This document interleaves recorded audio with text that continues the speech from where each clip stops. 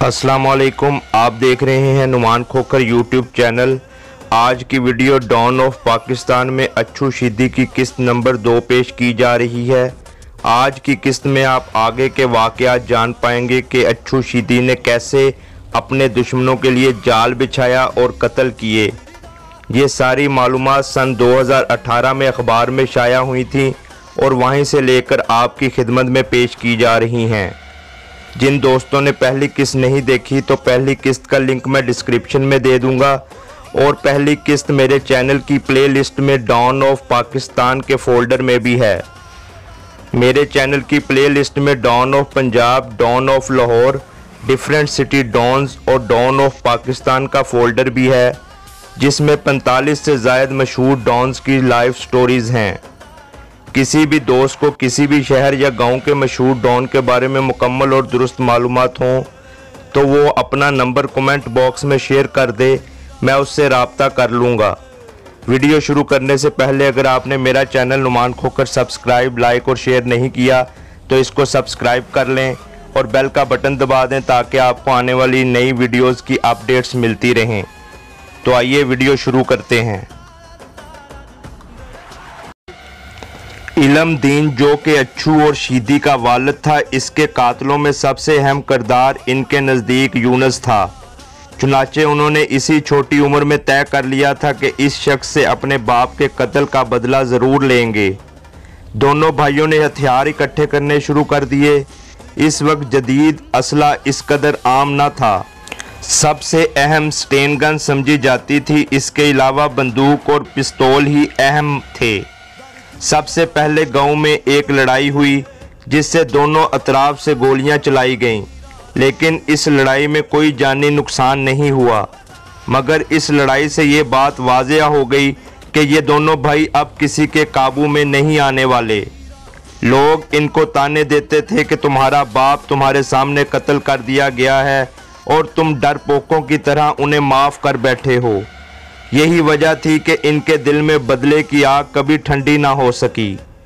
अच्छू शीदी की पहली लड़ाई यूनुस से, जो कि इनके वालिद के कत्ल में मुलव्वस था, इसके साथ इस वक्त हुई जब वो जेल में था और इसका बेटा तुफैल अपने दीगर साथियों के साथ जीप पर आ रहा था। इस लड़ाई की तफसील बताते हुए कहा गया कि अच्छू शीदी के साथ एक शख्स बाला गाड़ी और ताऊ गाड़ी आकर शामिल हुए।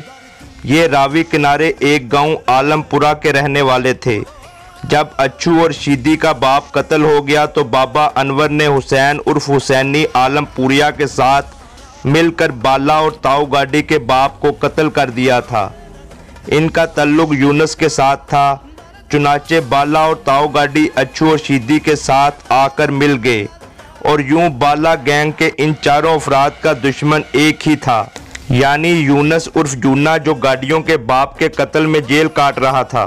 हालांकि इनके बाप का कातिल बाबा अनवर और हुसैन उर्फ हुसैनी आलमपुरिया था। अच्छू और शीदी को इस वक्त तक सियासी सपोर्ट भी हासिल हो चुकी थी और इनके पास G3 और क्लैशनकोफ भी आ चुकी थी। इस वक्त क्लैशनकोफ अफगानिस्तान से स्मगल होकर पाकिस्तान आना शुरू हो गई थी, जो बहुत कम लोगों के पास होती थी, लेकिन अच्छू और शीदी को ये मिल चुकी थी, इसलिए इनकी धाक बैठी हुई थी। इस वक्त लाहौर में 2-4 लोग और थे जिनके पास क्लैशनकोफ थी, जिनमें ये दोनों भाई भी शामिल थे। यूनुस पार्टी के लोग जीप पर हस्पताल के पास दूध लेकर आ रहे थे। दूसरी जानिब से अच्छू और शीदी अपने चचा गामू के साथ ट्रैक्टर पर आ रहे थे। इनके साथ दीगर साथी भी थे। यूनुस पार्टी के लोग अपने डेरे नवा पिंड जा रहे थे। इनकी जीप में शौकत लंबा नामी शख्स बीमार था और इसे हैजा लाहक था। जीप में यूनुस का बेटा तुफैल, अख्तर बोड़ा और यूनुस का एक भतीजा अनवर मौजूद थे। अख्तर ने जब देखा कि बारला ग्रुप हथियारों से लैस है और इनके पास सिर्फ एक बंदूक है, अगरचा इल्म दीन के कत्ल पर यह दुश्मनी ख़त्म हो चुकी थी, लेकिन हथियार जमा करने और गांव में फिरने से अच्छू और शीदी के अज़ाइम वाज़ेह हो चुके थे कि वो अपने बाप के कत्ल का बदला ज़रूर लेंगे।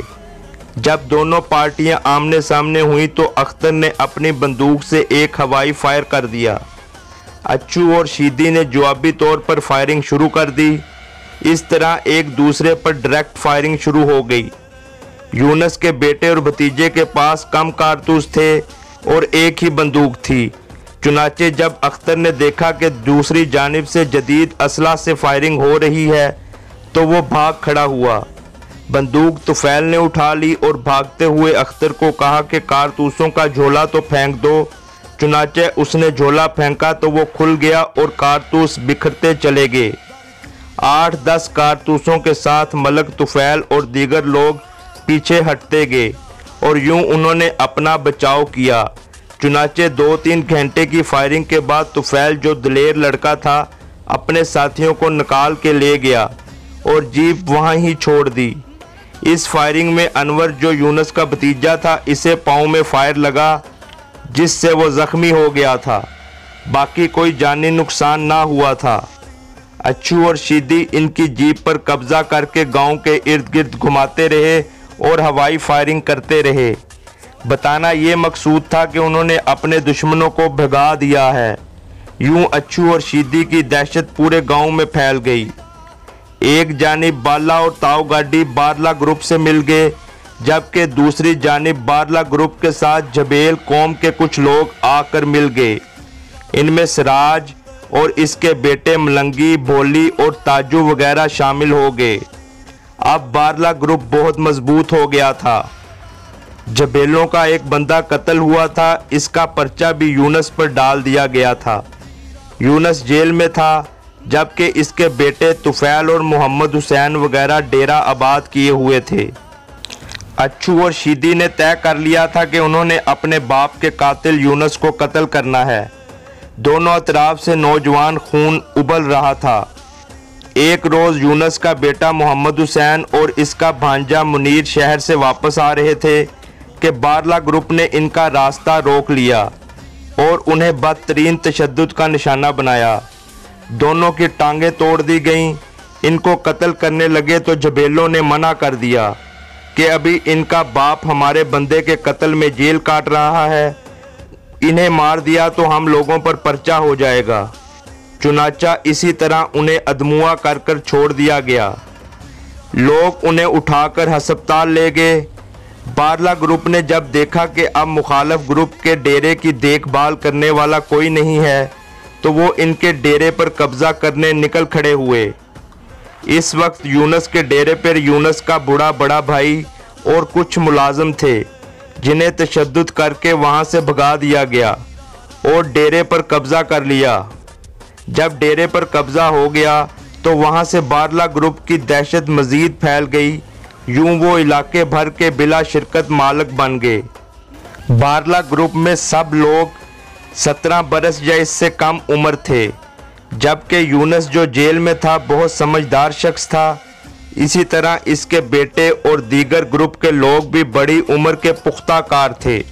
बज़ाहिर वो लोग अपने डेरे पर कब्जे को पी गए थे, दरअसल वो अपने डेरे को छुड़ाने के लिए तगोदो में मसरूफ़ हो गए। हुसैन उर्फ हुसैनी आलमपुरिया इसी इसना में गांव छोड़कर दूसरे इलाके में चला गया। एक रोज़ वो यूनुस से मुलाकात की गर्ज से जेल गया तो वहां यूनुस ने उसे शर्म दिलाई कि तुमने इलाका छोड़कर अपने डेरा भी बारले ग्रुप के कब्जे में दे दिया है। इस वक्त हुसैनी आलमपुरिया ने यूनुस से कहा कि वो इनसे अपना डेरा भी वापस लेगा और इलाके में जाकर दोबारा अपना ग्रुप भी मजबूत करेगा। चुनाचे वो गांव वापस आ गया और इसने अपने ग्रुप को खुफिया तौर पर मजबूत करना शुरू कर दिया। इसके ग्रुप में जब 12-15 लोग हो गए तो वो अब इस ताक में था कि किस तरह यूनुस का डेरा अच्छू और शीदी से वापस हासिल करे। जब कुछ बरस कबल यूनुस कत्ल हुआ था तो इस वक्त इसकी सफ़ेद घोड़ी बारले हथियार ले गए थे। वो घोड़ी इस वक्त भी इनके पास थी। वो बहुत नायाब नस्ल की घोड़ी थी जो बारले बड़े फ़ख्र से अपने साथ लिए फिरते थे। इधर यूनुस के साथी हुसैनी के बारे में अच्छू और शीदी को खबर मिल गई कि वो ग्रुप मजबूत कर रहा है। चुनाचे उन्होंने इस ग्रुप की कमर तोड़ने के लिए प्लान बनाया। गांव के एक मोची को मुखालफ ग्रुप के पास भिजवाया कि उन्हें कहे कि यूसुफ की घोड़ी ट्रैक्टर ट्राली के साथ बंधी हुई है, शायद अच्छू या शीदी में से कोई वहां आया हुआ है, अच्छा मौका है इसे वहां से जा लिया जाए और घोड़ी समेत अपने दुश्मन का खात्मा कर दिया जाए। बारला ग्रुप के लोग ट्राली में छुपकर लेट गए, जबकि दीगर लोगों ने दरख्तों में घात लगाई। मोची उनको ये कहकर वहां ले आया कि अच्छू या शीदी को बेखबरी में जा लिया जाए।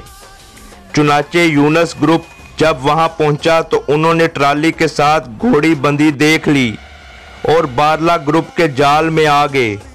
जैसे ही वो घोड़ी के करीब पहुंचे, बारला ग्रुप ने इन पर फायरिंग शुरू कर दी और इनको घेरे में ले लिया।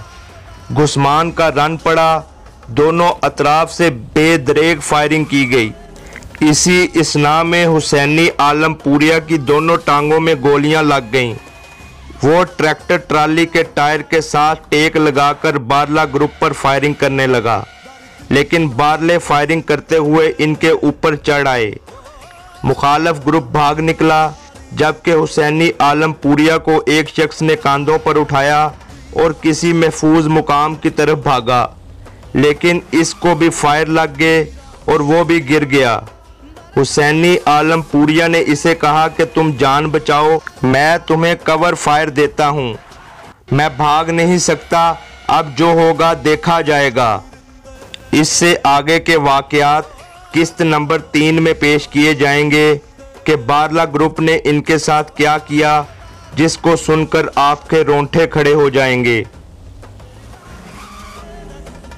मेरी तमाम वालिदैन से गुजारिश है कि अपने बच्चों की तालीम और तरबियत पर ख़ास तवज्जो दें और उन पर कड़ी निगाह रखें ताकि वो अच्छे इंसान बन सकें और पाकिस्तान की तामीर और तरक्की के लिए अपना अहम किरदार अदा कर सकें। उम्मीद करता हूँ आपको वीडियो अच्छी लगी होगी। मेरा channel Numan Khokhar subscribe, like और शेयर करना ना भूलिएगा और बेल का बटन ज़रूर दबाएं ताकि आपको आने वाली लेटेस्ट वीडियोज़ की अपडेट्स मिलती रहें। इसके साथ ही मुझे इजाज़त दें। अल्लाह हाफिज़।